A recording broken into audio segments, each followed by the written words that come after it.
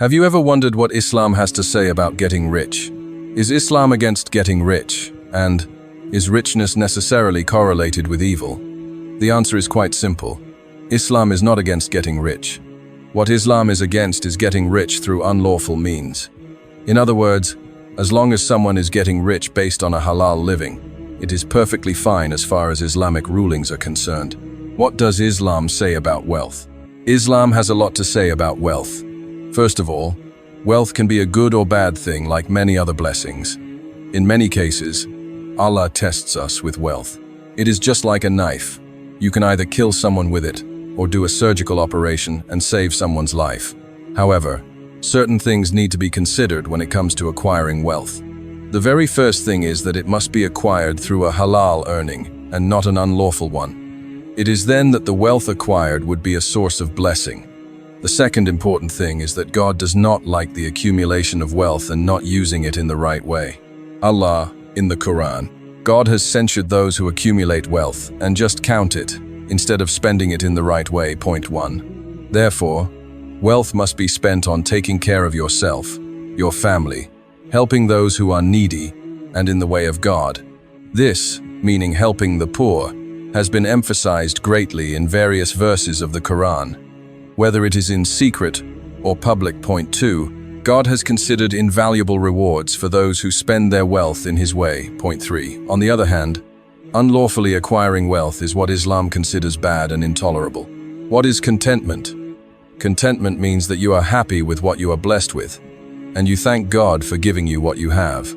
The person who is content is never after acquiring greater and greater wealth. Rather, he thanks God for what He has already given him. The opposite of contentment, meaning greed, is truly evil, as it leads to all kinds of vices. Greed may well cause the person to seek any and every means to acquire greater wealth, even if it is through unlawful means. For example, the person might resort to theft, bribery, embezzlement, usury, and so forth. Besides, in Islam, we have been recommended to look at those who are below us in terms of social and financial conditions, not those who are above us. There are at least two very rich individuals, and the Quran mentions their names. The first one is Korah, a rich man among the Israelites, the person who opposed Moses, and God punished him for his disobedience and arrogance. He used to show off his wealth and was very proud of himself. The Quran tells his story in detail. Korah indeed belonged to the people of Moses, but he bullied them. We had given him so much treasures that their chests indeed proved heavy for a band of stalwarts. When his people said to him, "Do not boast. Indeed, Allah does not like the boasters. Seek the abode of the hereafter by means of what Allah has given you, while not forgetting your share of this world. Be good to others, just as Allah has been good to you, and do not try to cause corruption in the land. Indeed, Allah does not like the agents of corruption." He said, "I have indeed been given all this, because of the knowledge that I have." Did he not know that Allah had already destroyed before him some of the generations who were more powerful than him and greater in amassing wealth? The guilty will not be questioned about their sins.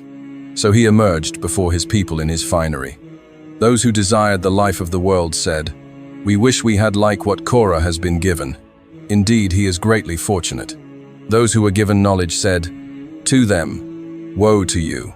Allah's reward is better for someone who has faith and acts righteously, and no one will receive it except the patient. So we caused the earth to swallow him and his house, and he had no party that might protect him from Allah, nor could he rescue himself. By dawn, those who longed to be in his place the day before were saying, "Don't you see that Allah expands the provision for whomever He wishes of His servants, and tightens it? Had Allah not shown us favor, He might have made the earth swallow us too. Don't you see that the faithless do not prosper?" How to get rich.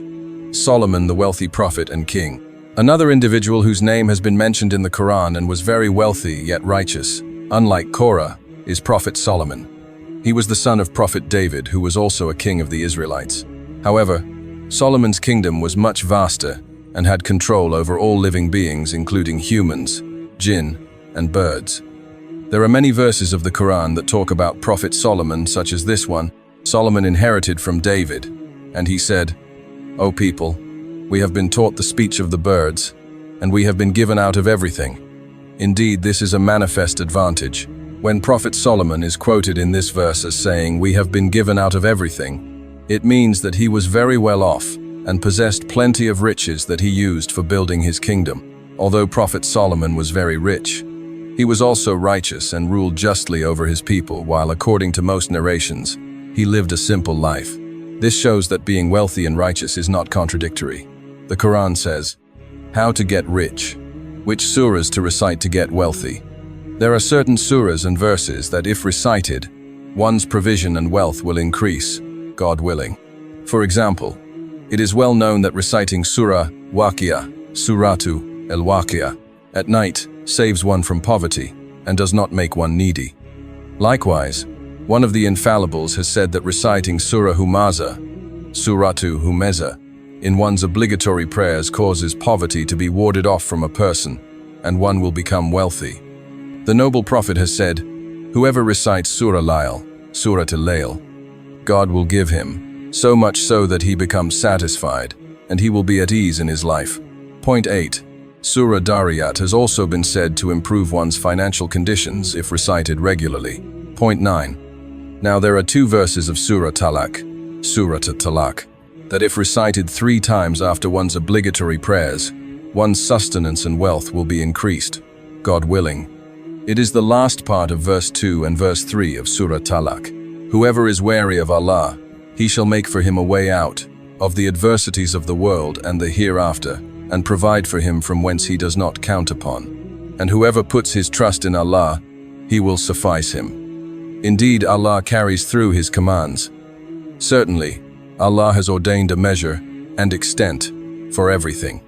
So, if we want to get rich, we first must work hard and find an appropriate job. Then we must put our trust in God and carry out all of our religious obligations. Specifically, praying on time has been mentioned as one of the ways of fulfilling one's worldly and otherworldly wishes. Point 17. Therefore, taking our prayer seriously and not delaying it is very important as well. It is also important that we must not make wealth our only goal of this life. As a matter of fact, wealth is one of the ways that we attain closeness to God by spending it in the right path. At the end of the day, whatever God ordains for us, we must be content with it because we tried our best and spared no effort to become wealthy. God willing, God will make all of us wealthy, and we must remember that we should spend a portion of our wealth to help the poor, needy, and orphan.